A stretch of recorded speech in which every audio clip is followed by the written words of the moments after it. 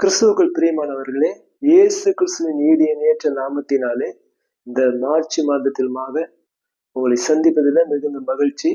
இந்த மார்ச் மாதத்திலுமாக கர்த்தர் நம்மோடு என்ன பேச இருக்கிறார் என்று நாம் பார்க்கலாம். ஆமோஸ் 9ஆம் அதிகாரம் 12ஆம் வசனம். ஆமோஸ் 9ஆம் அதிகாரம் 12ஆம் வசனம்.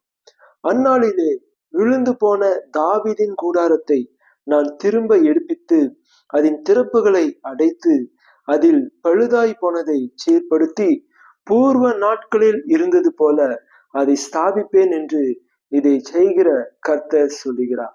இந்த மாதத்திலுமாக கர்த்தர் நமக்கு தருகிற வாக்குத்தத்த வார்த்தை, அன்பான என்னுடைய மகனே, என்னுடைய மகளே, உன்னுடைய வாழ்வின் காரியங்கள் ஒருவேளை விழுந்து போன கூடாரத்தை போல உன்னுடைய நிலைமை இருந்தாலும், விழுந்து போன உன்னுடைய வாழ்வின் காரியங்களை நான் மீண்டுமாக எடுப்பித்து நான் உன்னை நிலைநிறுத்த போகிறேன் என்று இந்த மாதத்துல உங்களுக்கு சொல்லுகிறார்.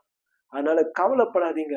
உங்களுடைய வாழ்வின் விழுந்து போன காரியங்கள், விழுந்து போன அந்த நிலைமை இயேசு கிறிஸ்துவால் தூக்கி எடுத்து நிறுத்தப்படுகிறது. இரண்டாவதாக, திறப்புகளை அடைக்கிறார்.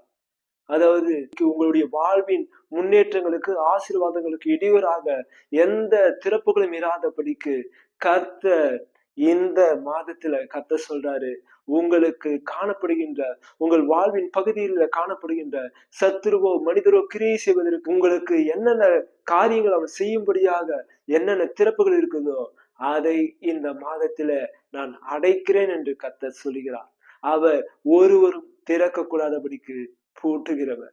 ஆகவே கவலைப்படாதீர்கள். இதுவரைக்கும் யார் நிமித்தமாக, எந்த சத்துரு நிமித்தமாக, எந்த பிசாசின் கிரி நிமித்தமாக உங்கள் வாழ்க்கையில் இதுவரைக்கும் நீங்கள் பிரச்சனைகளை சந்தித்தீர்களோ அந்த காரியங்களில கர்த்தர் இந்த மாதம் முதற்கொண்டு ஒரு நல்ல தீர்வை தருகிறார். அந்த காரியங்களுக்கு நாம் முற்றுப்புள்ளி வைக்கிறார், திறப்புகளை அடைக்கிறார். அடுத்தது மூன்றாவது காரியம், பழுதானதை சீர்படுத்தி. உங்கள் வாழ்வில் பழுதான காரியம், உதாரணத்துக்கு ஒரு வண்டி ஓடிட்டு இருக்குதுன்னா அது பழுதாயிடுச்சுன்னா அது திருப்பி ஓட்ட முடியாது இல்லையா? அது போல ஒருவேளை உங்களுடைய வாழ்வின் முன்னேற்றத்திற்காக, வெற்றிக்காக, ஆசீர்வாதத்திற்காக, குடும்பத்தின் சமாதானத்திற்காக நீங்க ஒரு சில முயற்சிகளை நீங்கள் எடுத்திருக்கலாம். ஆனால் உங்களுடைய முயற்சிகள், உங்களுடைய புத்திமதிகள், உங்களுடைய ஆலோசனைகள் எதுவுமே ஒரு நல்ல ஒரு ப்ராஸ்பர் ஆகாதபடிக்கு, அதற்குரிய பலனை பார்க்காதபடிக்கு உங்களுடைய கிரியைகள் செயலிழந்து போயிருக்கலாம். பழுதாய் போன ஒரு நிலைமை போல இருக்கலாம். ஆனால் கர்த்தர் சொல்றாரு, நான் சீர்படுத்த நான் இருக்கிறேன். உன்னுடைய முயற்சியால் முடியலையா? நான் உனக்கு உதவுறேன். உன்னுடைய வாழ்வின் காரியங்களில நான் சீர்படுத்த போகிறேன். நிச்சயமாக என் தேவாதி தேவன், என் நேசர் இயேசு கிறிஸ்து உங்கள் வாழ்வில எந்தெந்த காரியங்கள் அழிந்து போயிருந்தாலும், அது சீர்கெட்டு போயிருந்தாலும், பழுதாய் போயிருந்தாலும், அது இனி ஒண்ணு செய்ய முடியாது என்கிற நினைவுல காணப்பட்டாலும், அந்த பழுதாய் போனதை அவர் இந்த மாதம் முதற்கொண்டு அவர் சீர்படுத்துகிறார். அடுத்தது என்ன செய்கிறாரு? நான்காவது காரியம், பூர்வ நாட்களில் இருந்தது போல அதை ஸ்தாபிப்பேன். பூர்வ நாட்களில் இருந்தது போலனா எப்படி? கர்த்தர் உங்களுக்கென்று உங்களை படைக்கும் பொழுது உங்களை குறித்து திட்டங்களை வைத்து அவருடைய அநாதை தீர்மானத்தின்படியே நீங்கள் அவருடைய திட்டத்தை இந்த உலகத்தில் நிறைவேற்றும்படியாக அவர் உங்களுக்கு வைத்திருந்த அந்த நன்மைகளினால, அந்த ஆசீர்வாதங்களினால கர்த்தர் உங்களை ஸ்தாபிக்க போகிறார். பூர்வ நாட்கள் இருந்தது போல உங்களை நிலைநிறுத்த போகிறார். இங்க பூர்வ நாட்கள் என்று இஸ்ரவேலருக்கு சொல்லப்பட்டது, அது ஆபிரகாமுக்கு, ஈசாக்கு, யாக்கோபு என்பவர்களுக்கு வாக்களிக்கப்பட்ட அந்த ஆசீர்வாதம். அந்த ஆசீர்வாதம் எப்படி வந்தது? ஆபிரகாமை கர்த்தர் தெரிந்து கொண்டார். அவனை தெரிந்து கொண்டு அவனுக்குள்ளாக பூமியின் வம்சங்களை ஆசீர்வதிக்கும்படியாக அவர் முடிவு செய்திருந்தார். அவனுக்குள்ளாக பூமியில் இருக்கிற எல்லா ஜாதிகளும், எல்லா தேசத்தாரும் ஆசீர்வதிக்கப்பட வேண்டும் என்பது தேவனுடைய திட்டம். அந்த திட்டத்தின்படியே அவனை ஆசீர்வதித்தார். அதைத்தான் இங்க சொல்றாரு, பூர்வ நாட்களில் இருந்தது போல உன்னை ஸ்தாபிப்பேன். ஒன்றுமில்லாமல் நிலைமை, ஒரு புத்திர பாக்கிரம் இல்லாத ஒரு நிலைமை, ஏறக்குரிய 99 100 வயது அந்த நேரத்துல அவனுக்கு வாக்குத்தத்தம் பண்ணப்பட்ட குழந்தை பிறக்குது, ஈசாக்கு. அதனை தொடர்ந்து சந்ததி சந்ததியாக அவர் ஆசீர்வதிக்கிறார். அந்த ஆசீர்வாதங்கள் எப்படி மனிதருக்கு வருகிறது என்றால் இயேசு கிறிஸ்துவின் வழியாக வருகிறது என்று வேதம் சொல்லுகிறது.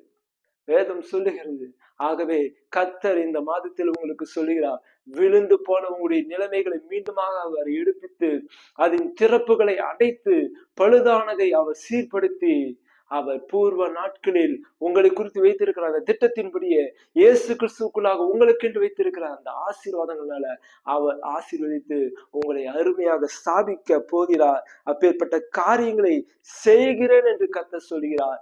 இதை செய்கிற கர்த்தர் சொல்லுகிறார் என்று இந்த வசனத்துல முடிக்கப்படுகிறது. அதனால கர்த்தர் இந்த மாதத்துல சொல்லி இருக்கிறார், நிச்சயமாக இந்த வார்த்தையை கேட்டுக்கொண்டு இருக்கிற உங்கள் வாழ்வில, உங்கள் தொழிலில, உங்கள் வேலைகளில, உங்கள் வியாபாரத்துல, உங்கள் குடும்பத்தின் எந்த பிரச்சனைகளிலும், உங்களுடைய எந்த சரீர பலவீனங்களிலும், எந்த சத்துருவின் போராட்டங்களிலும், பிசாசின் கிரியைகளிலும் உங்களுக்கு நிச்சயமாக கர்த்தர் சொன்னபடியே அவர் உங்களை எடுப்பித்து அவர் திறப்புகளை உங்களுக்காக அடைத்து அவர் பழுதாய் போனதை சீர்படுத்தி அவர் உங்களை நேர்த்தியாக செவ்வையாக அவர் உங்களை நிலை நிறுத்துவார். நிச்சயமாக கர்த்தர் செய்வார். கர்த்தருடைய நாமம் மகிமைப்படட்டும். நிச்சயமாக மகிமைப்படும். நீங்கள் சாட்சி சொல்லுவீர்கள். ஒவ்வொன்றாக நேர்த்தியாக அவர் செய்வார். அதை நீங்கள் நிச்சயமாக அனுபவிப்பீர்கள். அதை ஒவ்வொன்றாக நீங்கள் எழுதி வைங்கள். வருகிற வருடம் மார்ச் மாதத்துக்குள்ளாக பாத்தீங்கன்னா அவர் உங்களுக்கு குறித்திருக்கிற அந்த காரியங்கள் ஒவ்வொன்றாக அது எல்லாம் நிறைவேறி முடியும்.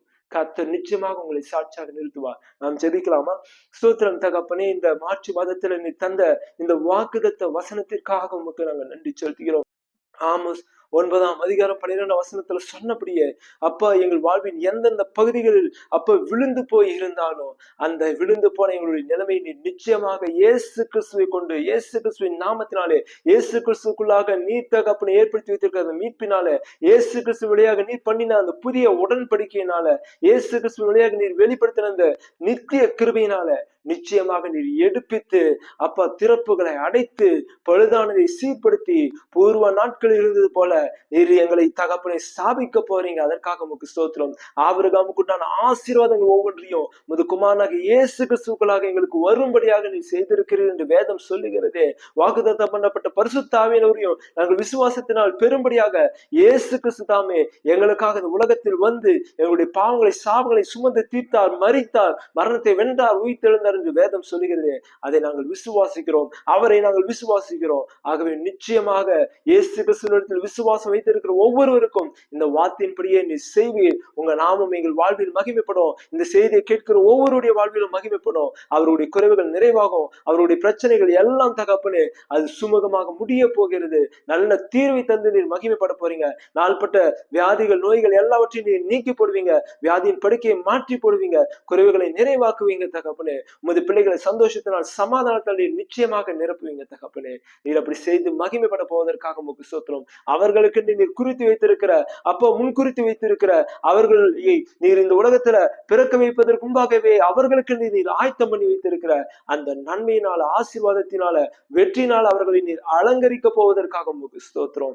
உங்க நாம மகிமைப்படட்டும். பிள்ளைகள் விசுவாசித்து அதை அனுபவிக்கட்டும். இயேசு கிறிஸ்துவின் ஜெயம் பெற்ற நாமத்தில் பிதாவே, ஆமென், ஆமென். கர்த்தர் நிச்சயமாக உங்கள் வாழ்வை ஆசீர்வதிக்கிறார். உங்களை ஆசீர்வதிக்கிறார். உங்களை ஜெயமுள்ளவர்களாக வாழ வைக்கிறார். God bless you.